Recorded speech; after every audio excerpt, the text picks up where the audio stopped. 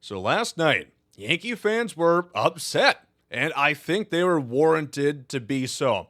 There were a couple calls which I think the umpires got wrong. Here, runner on first, 2 men out, Gleyber Torres, he's going to pop this one and seemingly hit a fair ball. You see Cabrera's still running, and he's going to be pulled back. Boone is going to want to get a replay, want to challenge that, and I have looked at every possible angle, at least 10 times each, and I believe this ball to be fair. Again, the ball has to just hit any part of the line, and I think you can see right here, there's no space from the right of the ball to the line. I think that's a fair ball, and I think the umpires got it wrong because they would have the call stand as is, and I definitely think this is a situation where it's so close that you just take whatever call initially stood. Next pitch, Gleyber Torres also hits it to right field, and the Royals get out of the inning, and the Yankees don't score.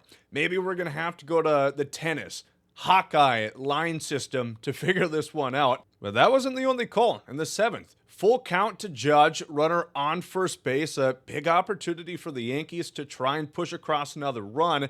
He is going to check his swing, but they're going to say he goes. And again, I've looked at this so much. Boone is understandably upset about it. I don't think Aaron Judge went around. It's close. I'll give it that for sure. But I think when you look at it, he held up just in time, but he'd end up striking out, and that would end the inning. Now, a lot of people have talked about makeup calls. Shout out John Boy. He put together a great breakdown of this play from Game 1, where Jazz Chisholm stole a base, he stole second, and on further review, it kind of looks like he's out. It looks like the glove got there just before his cleat did, but in this scenario, the umps again went with the original call, and they called it Jazz safe. That helped the Yankees score a run, and they won Game 1 by just 1 run, so it was pivotal. So I don't know if you call today makeup calls. I hope not.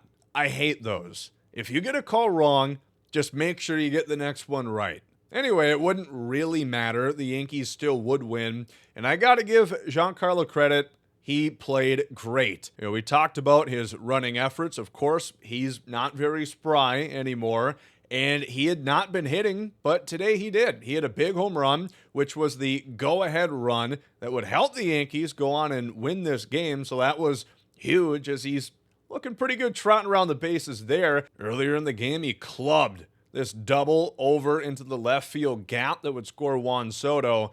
So Giancarlo Stanton had 2 runs batted in. He played really good today, and he even stole a base. It was madness. Granted, you see the Royals are not holding him on, and even still, it was fairly close. But shout out Stanton. The Royals really only had the one big threat. That was in the 5th inning. They got after Clark Schmidt, who had a pretty good start. They'd end up getting 2 runs on a pair of extra base hits. This one, Mike Massey gets it just past the outstretched glove of Juan Soto, but the Royals couldn't quite come back. Honestly, both offenses were fairly quiet tonight. The Yankees bullpen shut it down. Luke Weaver proves yet again to be a damn good closer, and the Yanks take a 2-1 series lead, which is pivotal. They play tonight, and they have a chance in enemy territory to go on and clinch an ALCS berth. Wall's closing in for KC. Home field advantage. Let's see what they've got.